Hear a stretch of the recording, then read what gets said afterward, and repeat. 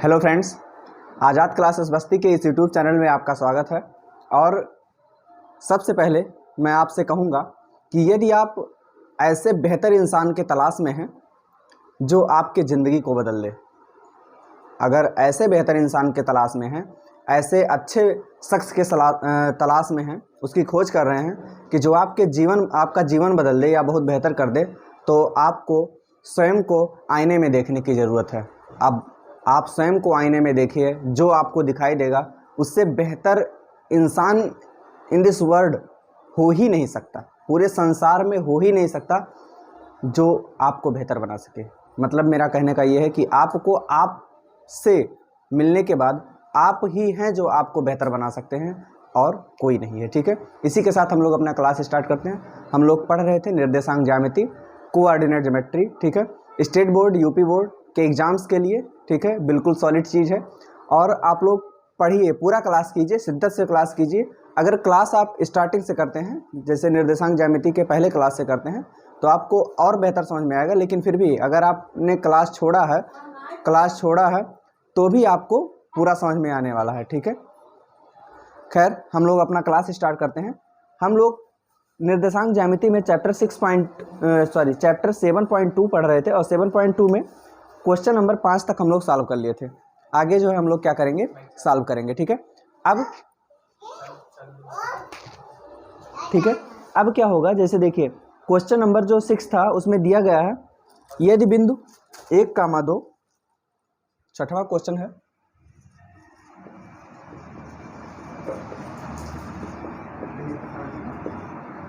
यदि बिंदु 1,2,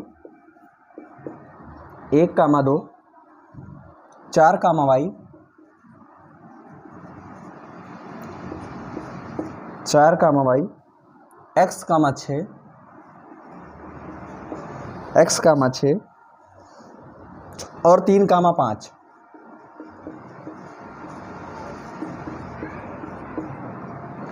और 3, 5 इसी क्रम में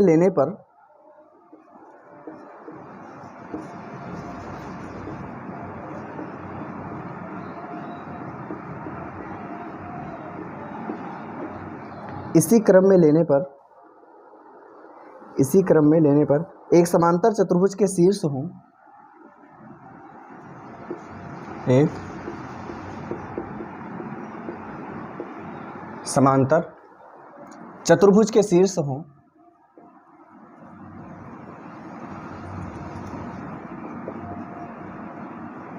समांतर चतुर्भुज के शीर्ष हों तो x और y ज्ञात कीजिए।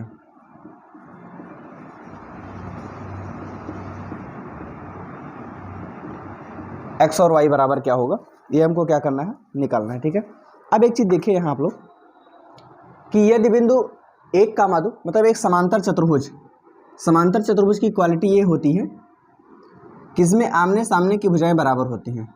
आमने सामने की भुजाएं क्या होती हैं, बराबर होती है। इनको इसी क्रम में लिया जाए, 1,2 यहाँ हो जाए, फिर यहाँ हो जाए 4, y, फिर यहाँ हो जाए आपका x, 6 और यहाँ हो जाए आपका 3, 5। ठीक है, अब देखिए इसी क्रम में अगर लिए जाते हैं तो अगर ये समांतर चतुर्भुज के शीर्ष हैं, समांतर चतुर्भुज के अगर शीर्ष हैं तो क्या होगा, समांतर चतुर्भुज के अगर ये शीर्ष है तो हमको x और y निकालना है। x की वैल्यू क्या होगी, ये निकालनी है, और y की वैल्यू क्या होगी, ये निकालनी है। एक क्वालिटी आप लोग जान लीजिए समांतर चतुर्भुज की, ठीक है, कि अगर इनके विकर्णों को खींच दे हम, विकर्ण मतलब सामने वाले शीर्ष को मिलाने वाला कोई एक रेखाखंड, आमने सामने a और c है तो इनको मिला दिया जाए तो ये क्या हो जाएगा, एक विकर्ण है।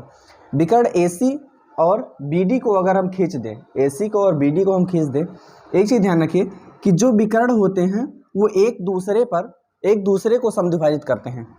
ठीक है, समांतर चतुर्भुज के विकर्ण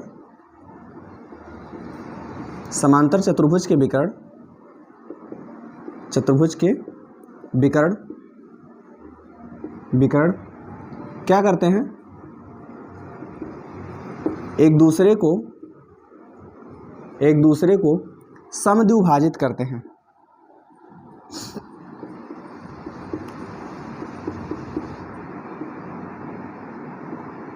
समद्विभाजित करते हैं, ठीक है। अर्थात अगर हम ए और सी का मध्य बिंदु ले तो भी यही आएगा, और अगर बी और डी का मध्य बिंदु ले तो भी यही आएगा, ठीक है। इसलिए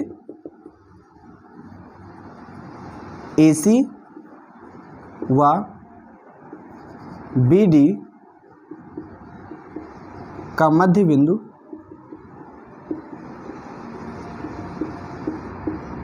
समान होगा, ठीक है। मध्य बिंदु समान होगा अर्थात ई का जो मध्य बिंदु होगा, ए और सी का जो मध्य बिंदु होगा वो भी, और बी और डी का जो मध्य बिंदु होगा वो भी, ये दोनों क्या होंगे, समान होंगे। ये दोनों क्या होंगे, समान होंगे। अब देखिए ए और सी का जो मध्य बिंदु है, ए और सी का देखो मध्य बिंदु निकालने के लिए क्या होता है, x1 plus x2/2 comma y1 plus y2 by में क्या हो जाएगा 2। ये मध्य बिंदु हो गया ए और सी के लिए। ए और सी के लिए x1 y1 x2 y2, ठीक। उसके बाद फिर यही मध्य बिंदु होगा, भाई ए और सी का मध्य बिंदु हमने निकाला ये है, ठीक है। यही मध्य बिंदु होगा बी और डी का भी, बी और डी के लिए भी यही मध्य बिंदु होगा, अर्थात x1 प्लस x2 बाई में 2 comma y1 plus y2 by में 2। लेकिन यहाँ एक चीज़ ध्यान दीजिए दोस्तों कि यहाँ जो x1 plus x2/2 y1 plus y2/2 है, ये क्या है, जैसे देखिए ये x1 प्लस x2/2 और ये y1 प्लस y2/2, इसके लिए ए और सी के लिए x1 x2 y1 y2 है, और जो ये वाला है ये बी और डी के लिए x1 x2 y1 और y2 है, ठीक है। तो सॉल्व करते हैं हम इनको। अब जैसे देखिए आपका x1 प्लस x2 किसके लिए, ए और सी के लिए। x1 क्या है आपके पास 1, प्लस में x2 क्या है आपके पास x बटे में क्या हो जाएगा 2 comma y1 plus y2, y1 2 है और y2 क्या है 6 है, 2 प्लस 6 बटे में क्या हो जाएगा 2, ठीक। और उसके बाद फिर x1 प्लस x1 क्या है आपके पास, अब देखो ये ए और सी के लिए था, ए और सी का मध्य बिंदु था, अब ये बी और डी का मध्य बिंदु है, तो इन दोनों को निर्देशांक के रूप में लेंगे। x1 प्लस x2 अर्थात 4 प्लस 3 बटे में 2 comma y1 plus y2 y plus 5 बटे में 2, y1 y है, y2 क्या है 5 है। अगर हम ऐसा करेंगे, अब देखिए अगर ये दोनों मध्य बिंदु समान हैं तो x वाले के बराबर हो जाएगा और y वाले के, क्योंकि समान है ना। अगर ये मध्य बिंदु समान है तो x वाला x के बराबर हो जाएगा, y वाला किसके बराबर हो जाएगा, y के बराबर, ठीक है। इसलिए यहाँ क्या हो जाएगा 1 प्लस x बटे में 2 बराबर हो जाएगा 4 3 7 बटे में 2, ये हो जाएगा। आधार आधार समान है, कैंसिल हो जाएंगे, ठीक। और उसके बाद फिर 1 प्लस x बराबर क्या आ जाएगा 7, और x बराबर क्या आ जाएगा प्लस 1 उधर जाएगा तो क्या हो जाएगा माइनस x बराबर क्या आ जाएगा 7 में से 1 घटाएंगे 6। x की वैल्यू आपको मिल गई। y की ऐसे निकाल लेते हैं। y की वैल्यू जो हम निकालेंगे, यहाँ एक चीज़ देखिए कि x वाला x वाले के बराबर था और y वाला किसके बराबर, y के। अब ये बराबर है इसके, अर्थात y प्लस 5 बटे में 2 बराबर है 6 2 8 बटे में 2 के, 8 बटे में 2 के। हर और हर समान है, कट सकते हैं। क्यों कट सकते हैं, क्योंकि बराबर के इधर उधर, अगर बराबर के एक ही तरफ होते तब नहीं कैंसिल। जैसे मान लीजिए कि लिखा है 4/5 प्लस में x/5 बराबर y, ऐसा, या फिर 4 कुछ भी लिखा है। अब यहाँ ये नहीं कट सकता, क्यों, क्योंकि एक ही पक्ष में है, बराबर के इधर उधर नहीं है, ठीक। y प्लस 5 बराबर उधर क्या बचा 8, अब y और प्लस 5 उधर जाएगा तो क्या हो जाएगा -5, y बराबर क्या हो जाएगा घटाएंगे 3 हो जाएगा। x और y आपको निकालना था, x आपको 6 मिल गया और y आपको क्या मिल गया 3 मिल गया, ठीक है। x आपको 6 मिला और y क्या मिला आपको 3 मिला, ठीक है। इस तरीके से आप इसको क्या कर सकते हो, सॉल्व कर सकते हैं। पहला चीज सबसे पहले ध्यान देना है कि ये समांतर चतुर्भुज के विकर्ण है, एक दूसरे को समद्विभाजित करेंगे, एक दूसरे को क्या करेंगे समद्विभाजित करेंगे, अर्थात a और c का जो मध्य बिंदु होगा और b और d का जो मध्य बिंदु होगा, दोनों का मध्य बिंदु क्या होगा बराबर होगा। और मध्य बिंदु का फार्मूला क्या होता है x1 प्लस x2/2 कामा y1 प्लस y2। x वाले को निकालने के लिए x1 और x2 को जोड़ के आधा कर देंगे और y1 और y2 को जोड़ के क्या कर देंगे आधा करेंगे तो हमको क्या मिल जाएगा, y मिल जाएगा। ठीक है, इस तरीके से हम इस प्रश्न को सॉल्व कर सकते हैं। आगे बढ़ते हैं अपने नेक्स्ट क्वेश्चन की तरफ।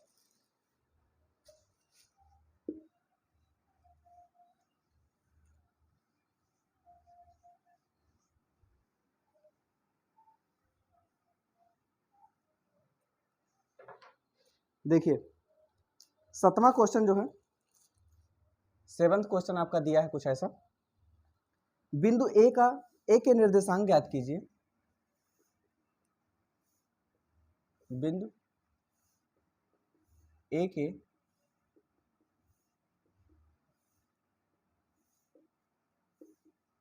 निर्देशांक ज्ञात कीजिए। बिंदु ए के निर्देशांक ज्ञात कीजिए जहां ए बी एक वृत्त का व्यास है, जहां ए बी एक वृत्त का ए बी एक वृत्त का क्या है, व्यास है, जिसका केंद्र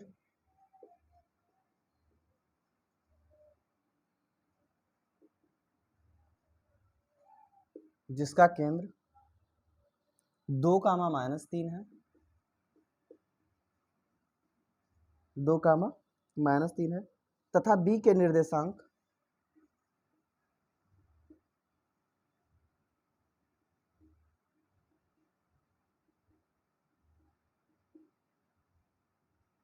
तथा बी के निर्देशांक 1,4 है, 1,4 है।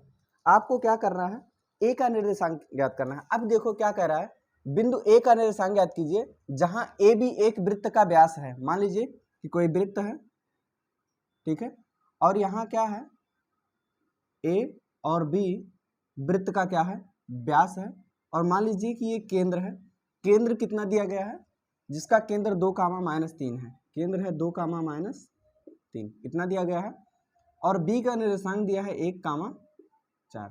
आपको क्या निकालना है, ए का निर्देशांक ज्ञात करना है। एक चीज बताइए आप लोग ध्यान से, ठीक है, मान लीजिए कोई वृत्त है और वृत्त का व्यास खींचा गया है, ये केंद्र है।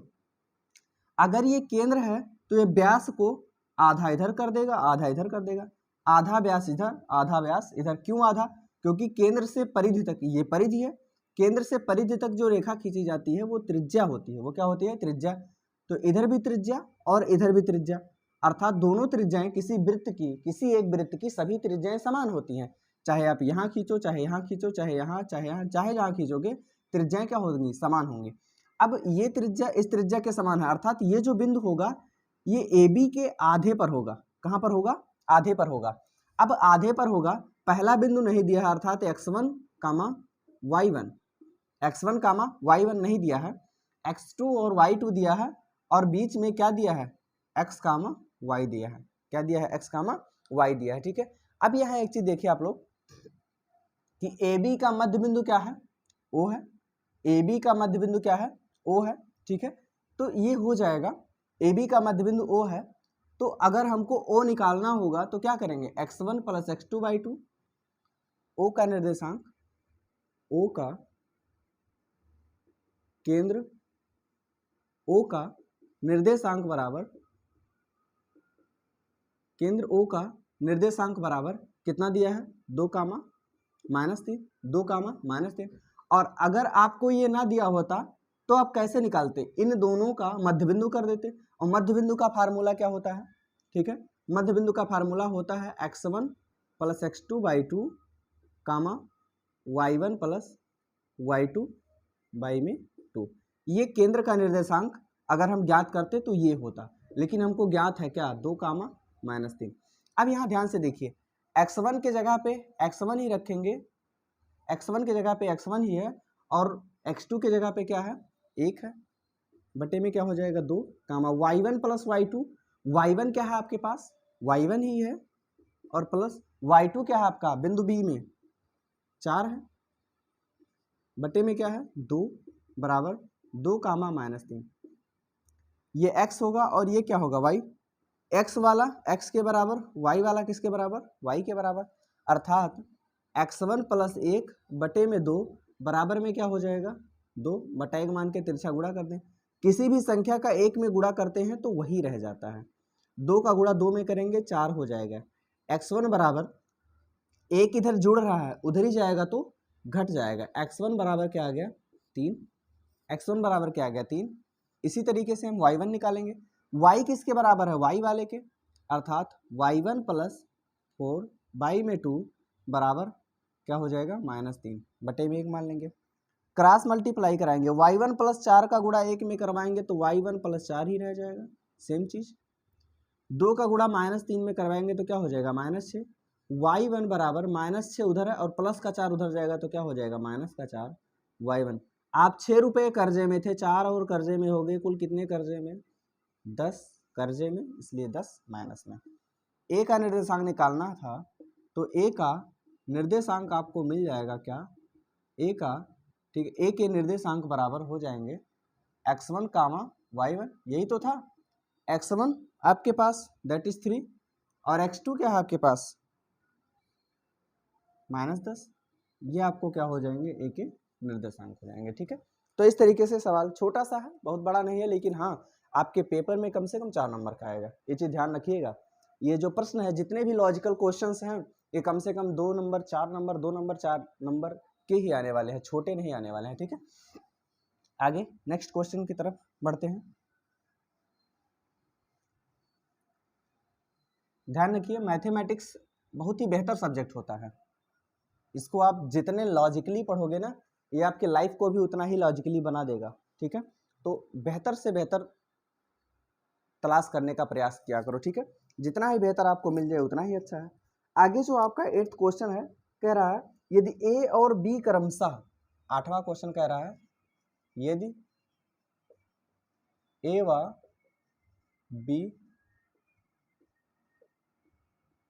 व बी क्रमशः -2 कामा -2 कामा -2 और 2 कामा -4 और 2 कामा -4 2 कामा -4 हो तो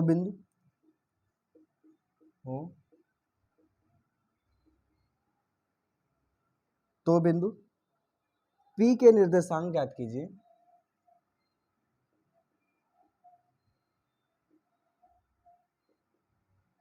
बिंदु P के निर्देशांक ज्ञात कीजिए। बिंदु P के निर्देशांक ज्ञात कीजिए ताकि AP बराबर ताकि AP बराबर 3/7 AB, ताकि AP बराबर 3/7 AB, AP बराबर 3/7 AB हो और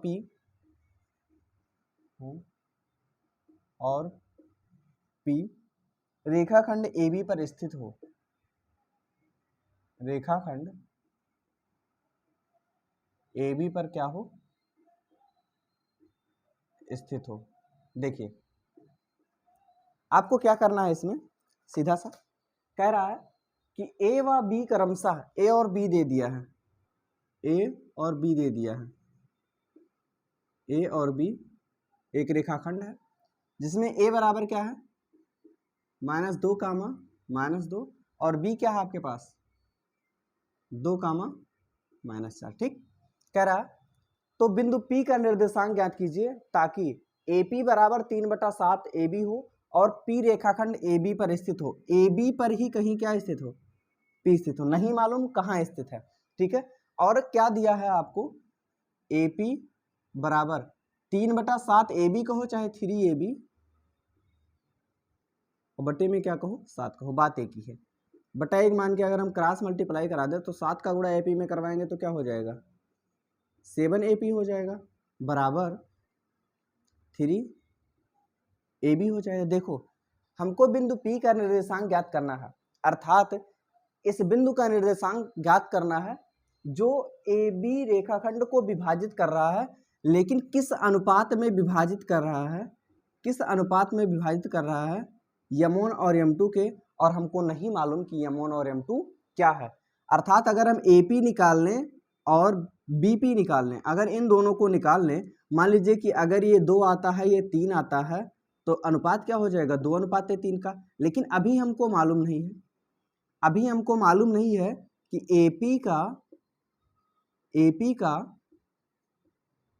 और BP का अनुपात क्या है। अभी हमको मालूम नहीं है कि AP और BP का अनुपात क्या है। अब यहाँ ध्यान से देखिए, 7AP बराबर 3, और AB के जगह पे क्या लिख सकते हो, देखो A से लेकर B पूरा, A से लेकर B क्या क्या, AP और BP जोड़कर बना हुआ है ना, जोड़ देते हैं। AB के जगह पे लिख सकते हैं AP प्लस में क्या, BP। सॉल्व करते हैं, हो जाएगा 7AP बराबर 3 का गुणा करा देंगे 3AP प्लस 3BP हो जाएगा। ठीक है, अब देखिए यहाँ 7AP प्लस 3AP इधर आएगा माइनस 3AP, बराबर में उधर क्या बच जाएगा 3BP। घटा लेंगे, 7 में से 3 घटाएंगे 4AP बराबर हो गया 3BP। यहाँ देखो AP, BP क्या कर रहा है, 3 में गुणा कर रहा है, इधर आएगा क्या करेगा, भाग कर देगा, बराबर 4 इधर AP में गुणा कर रहा है, उधर जाएगा तो क्या करेगा, भाग। जो भाग करते हैं वो नीचे रहते हैं। अर्थात AP और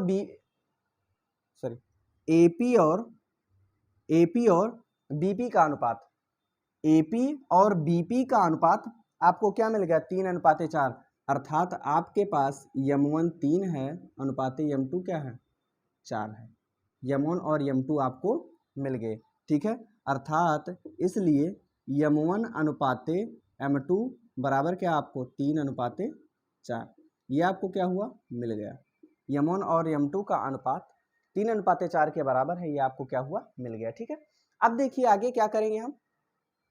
अनुपात आपको मिल गया है, आप याद कीजिए पहले प्रश्न को कि 2 बिंदु दिए होते थे, अनुपात दिया होता था, कहता था कि उस बिंदु को निकालिए जो इसको इस अनुपात में क्या कर रहे, बांट रहे हो। ठीक है, अब क्या करेंगे हम, M1 M2 दे दिया है आपको बिंदु P निकालना है। अब A और B को बिंदु P काट रहा है, विभाजित कर रहा है, इसका निर्देशांक हम x, y मान लेते हैं। और आप जानते हो कि x बराबर क्या होता है, x बराबर होता है M1 x2 plus M2 x1 अपान में क्या होता था, M1 प्लस M2, ये होता था। ठीक है, और y बराबर क्या होता था, और y बराबर क्या होता था, y बराबर होता था M1 y2 plus M2 y1 बटे में क्या हो जाता था, M1 प्लस में M2, ये हो जाता था। ठीक है, ये x और क्या हो जाते थे, y हो जाते थे। कुछ नहीं, हम इसमें वैल्यू रखेंगे x आ जाएगा, इसमें वैल्यू रखेंगे क्या आ जाएगा, y आ जाएगा। देखो x1 x2 y1 y2, आपको बिंदु 2 मिले हैं, -2 -2 और फिर 2 कामा -4, 2 कामा -4, ये बिंदु मिले हैं। ये आपका है x1 और ये है x2, ये है y1, ये क्या है y2। रख देते हैं, M1 M2 आपको मालूम है, M1 बराबर 3 है और M2 बराबर क्या है आपके पास 4 है। ठीक है, यही वैल्यू रख देते हैं। अब यहाँ क्या करेंगे हम, ध्यान से देखिए कि M1 x2, M1 क्या है आपके पास 3 गुणे में x2 क्या है आपके पास, रखो यहाँ से 2 प्लस में M2 x1, M2 क्या है आपके पास M2 4 है, x1 क्या है आपके पास -2 बटे में M1 प्लस M2 अर्थात 3 प्लस में 4, 3 प्लस में 4, ये x वाला निर्देशांक हो जाएगा। ये क्या हो जाएगा x वाला, y वाला हम निकालेंगे M1 y2, M1 क्या है आपके पास 3 गुणे में y2 क्या है आपके पास -4 प्लस M2 y1, M2 आपके पास 4 है और y1 क्या है आपके पास -2 बटे में M1 प्लस M2 अर्थात 3 प्लस में 4। ठीक, ये हो गया। आगे सॉल्व कर लेते हैं इसी को। ठीक है, आगे इसी को सॉल्व करते हैं। देखो 3 दूना 6, सॉरी हाँ ठीक, 3 दूना 6 हो जाएगा और उसके बाद फिर है +4 का गुणा -2 में हो रहा है, तो प्लस माइनस -4 दूना क्या हो जाएगा 8 और बटे में आपका क्या है 3 और 4 7। कामा 3 का गुणा -4 में, 3 चौक 12 -12 प्लस 4 का गुणा -2 में, 4 दूना 8, फिर भी क्या माइनस, प्लस माइनस क्या होता है माइनस, 3 और 4 जोड़ेंगे क्या हो जाएगा 7, ठीक है, बराबर हो जाएगा आपको 6 में से 8 घटाएंगे -2 बटे में 7 कामा -12 -8। देखो 12 रुपये आप कर्जे में थे, देखो यहाँ 6 आपके पास था, 8 रुपये आपने कर्जा ले लिया तो 6 दे दोगे, फिर भी आप 2 रुपये कर्जे में रहोगे इसलिए माइनस रहेगा, -12 -8, आप 12 कर्जे में हो क्योंकि माइनस लगा है ना, 8 और कर्जे में हो गए, कुल कितने कर्जे में हो गए 20 और बटे में क्या हो गया 7। यही ए और यही पी का क्या हो जाएगा निर्देशांक ज्ञान हो जाएगा, ठीक है। कह रहा है पी का निर्देशांक, यही पी हमको एक्स और वाई मिल गया, ये बिंदु पी का क्या है निर्देशांक है, ठीक है, यही आपका क्या हो जाएगा आंसर हो जाएगा। इस तरीके से आप इस क्वेश्चन को सॉल्व कर सकते हैं, ठीक है। आगे नेक्स्ट की तरफ बढ़ते हैं, कुछ है नहीं, सवाल को थोड़ा सा समझना है। यहाँ एपी और एबी का अनुपात दिया है, आपको एपी और बीपी का अनुपात निकाल लेना है, बस m1 m2 मिल जाएगा और बाकी आपको x1 x2 y1 y2 दिया हुआ है, इससे आप क्या कर सकते हो सॉल्व कर सकते हो, ठीक है। सवालों को अगर नहीं कुछ भी प्रॉब्लम कहीं बीच में होती है तो आप कमेंट करके बता सकते हो कि कहाँ क्या कैसा आपको प्रॉब्लम आ रहा है, आपके प्रॉब्लम को जरूर सॉल्व किया जाएगा। और हाँ, अगर कोई राय आपकी है कि आगे कौन सा चैप्टर स्टार्ट किया जाए तो भी आप बताइए, आपका पूरा सहयोग किया जाएगा, ठीक है। उसके बाद फिर क्वेश्चन नंबर 9 जो है आपके पास, 9वां क्वेश्चन कह रहा है बिंदु ए और बी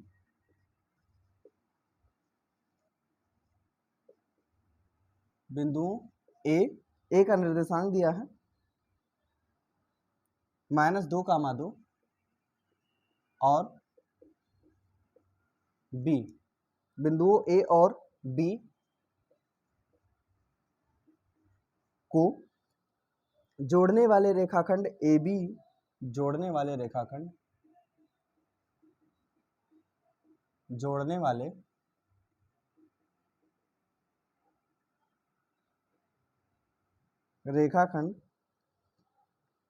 AB को 4 बराबर भागों में विभाजित करने पर, AB को 4 बराबर भागों में विभाजित करने वाले, 4 बराबर भागों में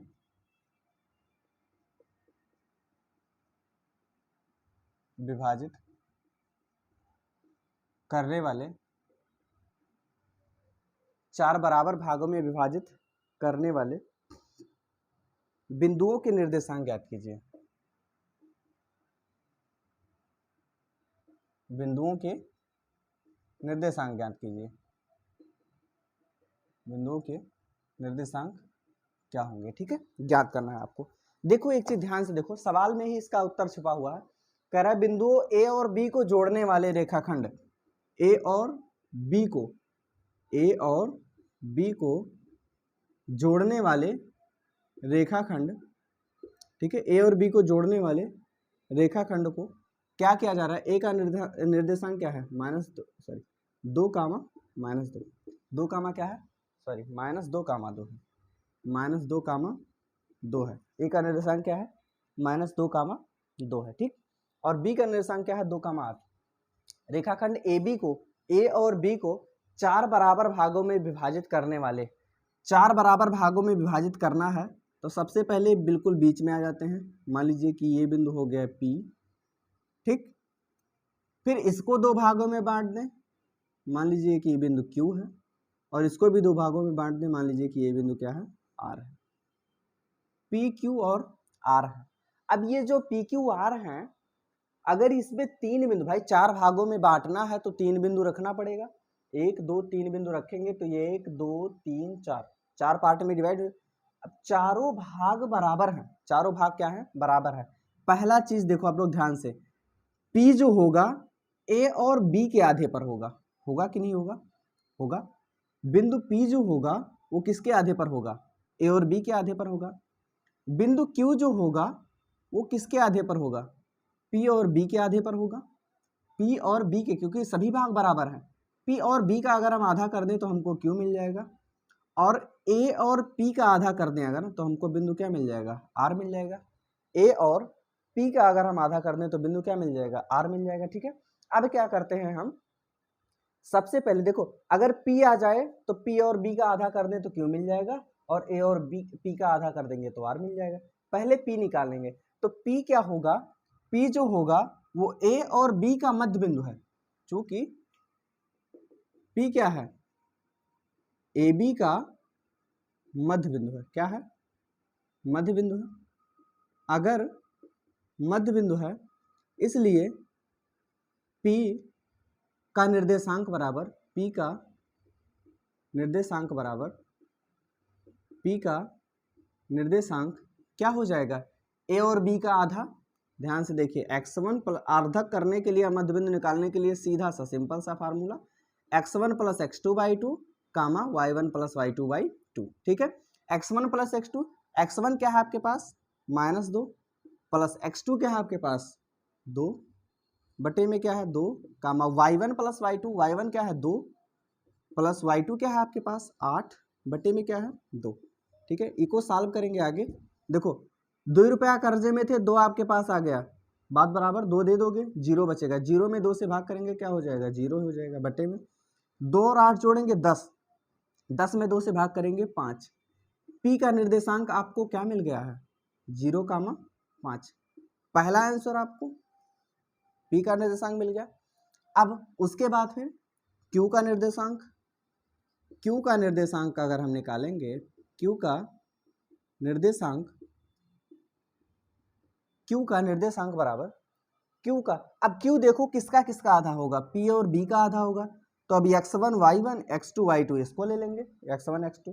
ठीक है, यहाँ भी होगा वही, x1 प्लस x2 बाई में 2 हो जाएगा, कामा y1 प्लस y2 और बाई में क्या हो जाएगा 2 हो जाएगा। ठीक, इसको निकालेंगे, x1 प्लस x2, x1 क्या है आपके पास 0, प्लस x2 क्या है आपके पास 2, बटे में 2, comma y1 plus y2, y1 आपके पास 5 है, प्लस y2 क्या है 8, बटे में क्या हो जाएगा 2। इको निकालेंगे आगे, 0 में 2 जोड़ देंगे तो 2 ही रह जाएगा, और बटे में क्या है 2, कामा 5 में 8 जोड़ेंगे 13, 13 बटे में क्या हो जाएगा 2। ये 2 से 2 कैंसिल हो जाएगा, यहाँ आ जाएगा 1, कामा 13 बटे में 2। ये आपका क्या हो गया, दूसरा आंसर हो गया। अर्थात किसका निर्देशांक आ गया, Q का निर्देशांक। Q का निर्देशांक क्या मिला आपको, 1, कामा 13 बटे में 2, ये Q का निर्देशांक आ गया। R का निर्देशांक निकालेंगे, R का निर्देशांक, R का जब हम लोग निर्देशांक निकालेंगे तो R का निर्देशांक बराबर हो जाएगा, R देखो किसका किसका मध्य बिंदु है, R मध्य बिंदु है A और P का, तो अब की x1 y1 x2 y2 ये हो जाएंगे। ठीक है, तो यहाँ भी वही फार्मूला, x1 प्लस, जहाँ कहीं भी मध्य बिंदु की बात आएगी यही फार्मूला लगेगा, y1 प्लस y2 बाई में क्या हो जाएगा 2, बराबर x1 प्लस x2, x1 क्या है आपके पास x1 आपके पास -2, प्लस x2 क्या है आपके पास 0, बटे में 2, plus y1 plus y2, y1 क्या है आपके पास 2, प्लस y2 क्या है आपके पास 5, बटे में क्या हो जाएगा 2। इको आगे सॉल्व कर लेते हैं, -2 में 0 जोड़ेंगे तो -2 ही रह जाएगा, बटे में 2 है, कामा 2 में 5 जोड़ेंगे तो 7 हो जाएगा, बटे में 2 है, बराबर 2 से 2 कैंसिल, आ गया -1, कामा 7 बटे में 2। ये आपका था, अर्थात वो तीनों निर्देशांक 0, कामा -5, 1, कामा 13 बटे में 2, -1, कामा 7 बटे में 2, ये तीनों निर्देशांक होंगे जो ए बी को 4 बराबर भागों में बांटेंगे। ये तीनों आपको क्या मिल जाएंगे, आपके आंसर मिल जाएंगे। ठीक है, आगे नेक्स्ट क्वेश्चन की तरफ बढ़ते हैं।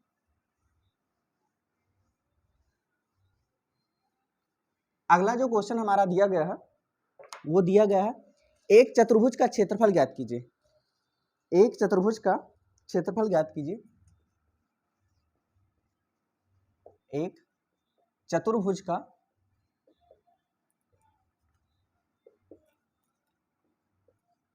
क्षेत्रफल क्या करना है, निकालना है। एक चतुर्भुज का क्षेत्रफल निकालना है जिसके शीर्ष दिए गए हैं। शीर्ष क्या है, शीर्ष दिए गए हैं क्रमशः 3,0, 3,0, सॉरी ये एक समचतुर्भुज है। एक क्या है? समचतुर्भुज। एक सम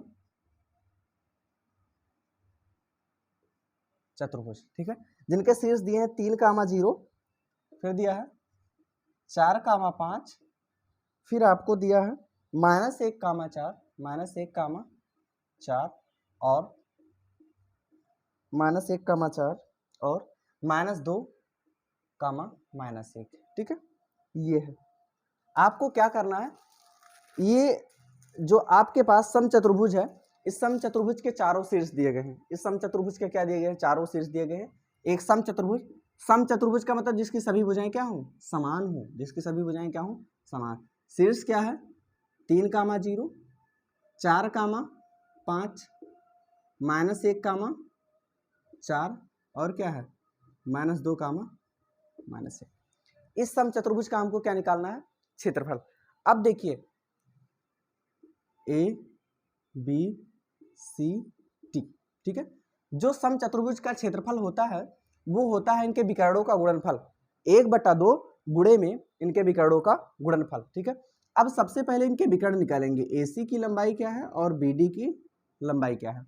सबसे पहले देखिए AC बराबर क्या हो जाएगा?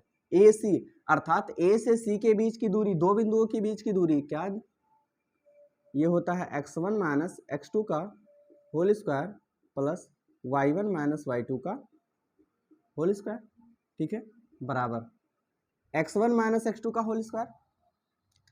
A और C के बीच की दूरी निकालना है, x1 - x2, x1 क्या है? 3 माइनस x2 क्या है?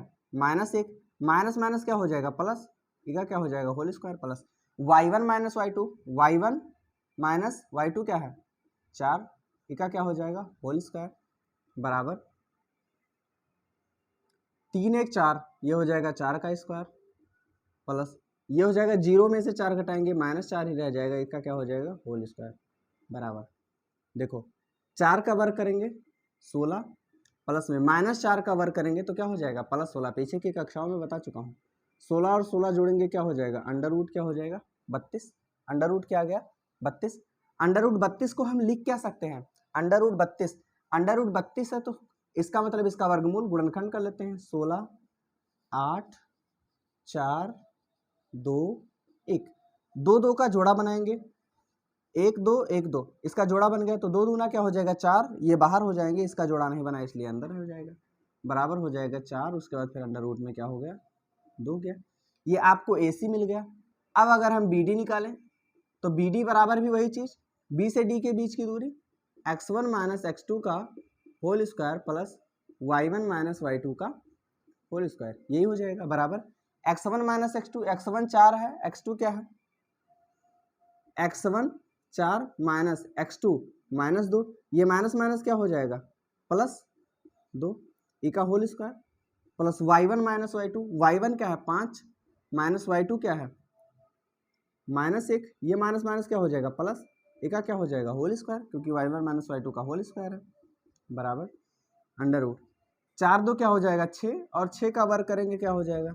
36 प्लस में 5 1 6 और 6 का वर्ग करेंगे क्या हो जाएगा? 36, ये हो जाएगा 36 और 36 क्या हो जाएगा? अंडर रूट में 72। 72 का क्या करेंगे? जो 32 का किए थे, 72 का गुणनखंड करेंगे सबसे पहले, 36 18 9 3 3 9 3 1 3, 2 का जोड़ा बना 3 का जोड़ा बना, अर्थात 2 3 6 बाहर आ जाएगा और किसका जोड़ा नहीं बना? 2 का, 2 अंदर रह जाएगा। अब समचतुर्भुज का जो क्षेत्रफल होता है, समचतुर्भुज का क्षेत्रफल, इसका फार्मूला जो होता है ये भी जानना जरूरी है, निर्देशांक ज्यामिति जानना ही नहीं, ये भी जानना। समचतुर्भुज का क्षेत्रफल बराबर, समचतुर्भुज का क्षेत्रफल बराबर 1/2 गुणे विकर्णों का गुणनफल, विकर्णों का गुणनफल, ठीक है। 1/2 गुणे में जो जो इसके विकर्ण हो उन विकर्णों का क्या कर दें? गुणा कर दें। इसके विकर्ण कौन कौन से हैं? विकर्ण एक AC है और अगला विकर्ण क्या है इसका? BD है। सॉल्व कर लेते हैं। 1/2 गुणे में AC क्या आया आपको 4√2 गुणे में BD क्या है आपका 6√2